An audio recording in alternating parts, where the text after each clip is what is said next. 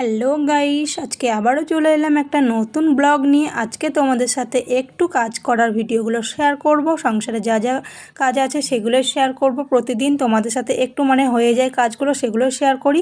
আজকে কিন্তু কাজ করব, সেগুলোই তোমাদের সাথে শেয়ার করব। পুরো ভিডিওটা দেখার অনুরোধ রইল। আশা করি খুবই ভালো লাগবে, আর ভালো লাগলে অবশ্যই একটা লাইক কমেন্ট শেয়ার করে পাশে থেকো। দেখো, সকালবেলায় ঘুম থেকে উঠে আমি প্রথমেই ঘর বারান্দাগুলো ঝাড়ঝুড় দিয়ে নিয়ে তারপরে আমি বাসন মাজতে চলে এসেছি রান্নাঘরে। তারপরে দেখো বাসন মাজা হয়ে গেল। এবার আমি গ্যাসটাকে পরিষ্কার করে নেব।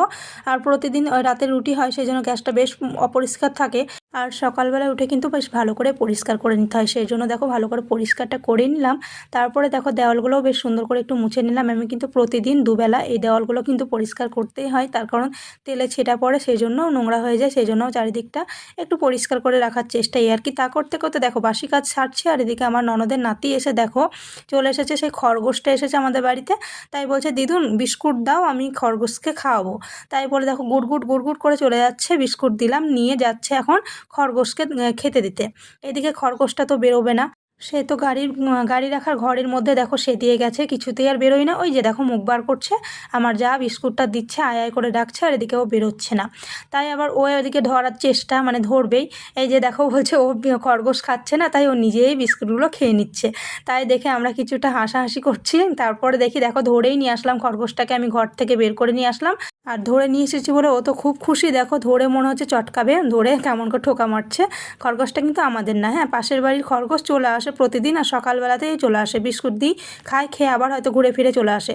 এরপরে দেখো এইগুলো সেরে নিয়ে স্নান সেরে আমি চলে এসেছি ঠাকুর ঘরে সমস্তটা দেখো সাজিয়ে নিয়েছি। এবার পুজোটাও করে নেব, তাই তোমাদের সাথে একটু শেয়ার করব। একা একা তো ক্যামেরা ধরা সম্ভব নয়, সেই জন্য আমি স্ট্যান্ডে একটু রেখে যেমন পেরেছি তেমন তুলেছি তোমাদেরকে শেয়ার করব বলে।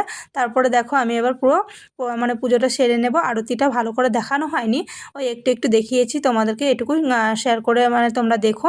আর পুরো ভিডিওটা কেমন লাগছে অবশ্যই বলো। তারপরে দেখো প্রতিদিন কিন্তু আমি সকালে স্নান পুজোটা সেরে নিই, তার কারণ সকালে স্নান পুজো সেরে নিলে না সারাদিনের মতো যেন কাজটা অনেকটা ফ্রি থাকে। তাই আমি প্রতিদিনই চেষ্টা করি সকাল সকাল স্নান পুজো সেরে নিতে। এরপরে দেখো চলে গেছে আমি ছাদে।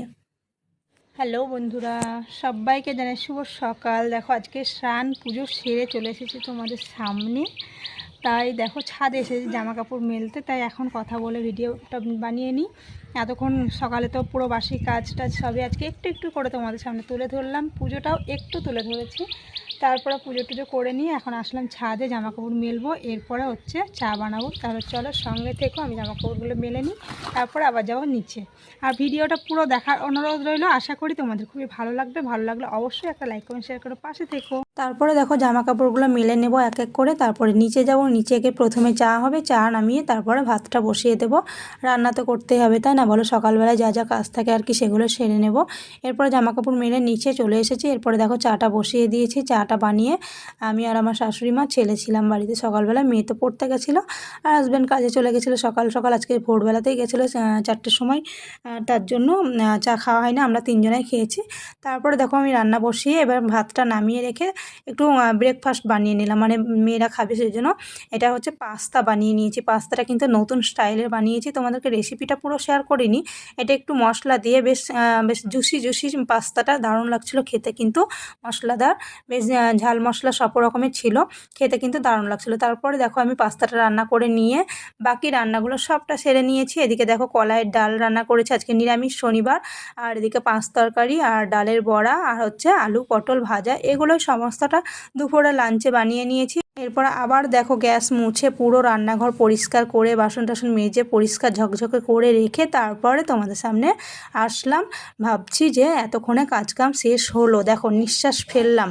তাহলে ভিডিওটা এখানেই রাখলাম আজকের মতন, এখানে টাটা। সবাইকে দেখা হচ্ছে পরের একটা ব্লগে।